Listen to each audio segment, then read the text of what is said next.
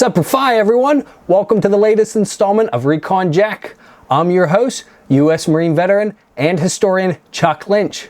On today's episode, I'll discuss Parris Island, which is best known for the United States Marine Corps Training Facility, Marine Corps Recruit Depot, Parris Island. I'm personally fortunate enough to have trained here and graduated Marine Corps boot camp as a young man in my 20s. MCRD Parris Island was to me the funniest place on earth where I wasn't supposed to laugh or smile. Anyone who knows me well enough can understand how that may have been an issue. With that being said, I had a lot of fun during those 13 weeks at Parris Island, and it molded me into the nut that I am today. At some point in time, perhaps with enough college drinks in me, I may discuss more of my own personal experiences while there, but for now I'll primarily focus on the important history of Parris Island dating back to the 14th century. Marine Corps drill instructors train about 17,000 recruits at Parris Island each year, with recruit training during the 13-week course process in which recruits are cut off from the civilian world and must adapt to Marine Corps lifestyle. The saying, improvise, adapt, and overcome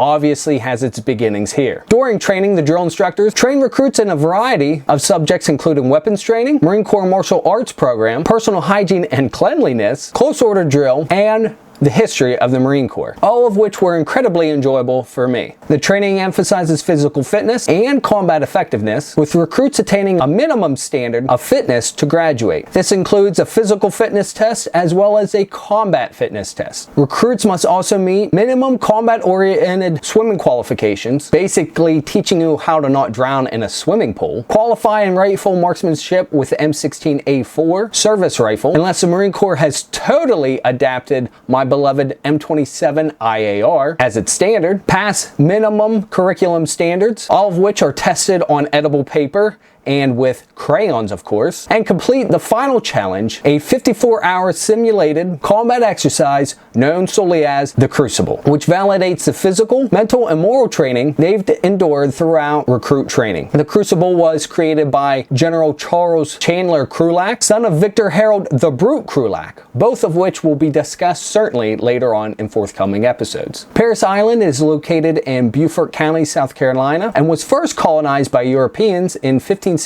with members of a French Huguenot expedition led by Jean Ribault temporarily settled on the island. The French expedition built an outpost named Charles Fort, and Ribault left a small garrison as he returned to France for colonists and supplies. This was the initial semi-permanent European settlement in what is now considered the United States of America. After a long absence because of Ribault's delay from wars in Europe, big surprise that our friends across the pond find themselves involved in yet another war. I suppose that's where we Americans get it from our older siblings. Charles Fort was abandoned after the garrison mutinied, built a ship on the island, and sailed back to France in April 1563. Wow, now that's complete commitment to revolt against your commanding officer if I ever did see one. 3 years later, a town named Punta de Santa Elena was founded here by Spanish conquistadors. Parris Island became the first capital of La Florida beginning in 1566, during which time Spanish explorers sailed from Santa Elena to explore the Tennessee Valley and Chesapeake Bay areas. An expedition also traversed across into western North Carolina. In May 1586, an English force led by Francis Drake, had raided and burned St. Augustine much further south. Fearing yet another raid, both Santa Elena and Parris Island were abandoned by the Spanish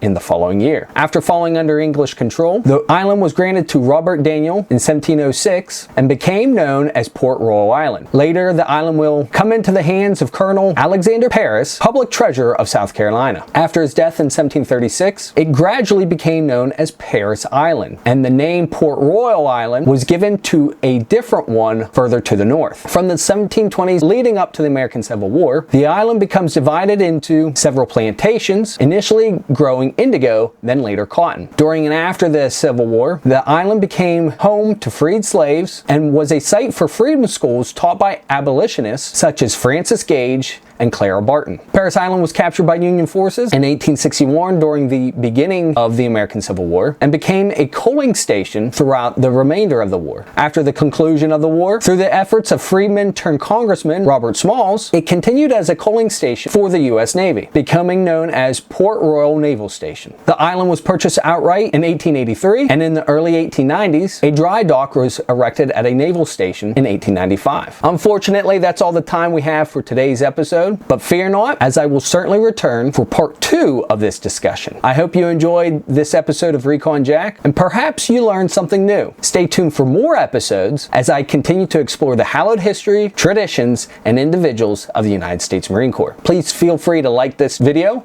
subscribe to my channel, click that notification bell, and leave a comment in the section below. I love interacting with you folks and seeing the growth of this channel. Also, don't forget to tell a friend, and until next time, Semper Fi, and carry on.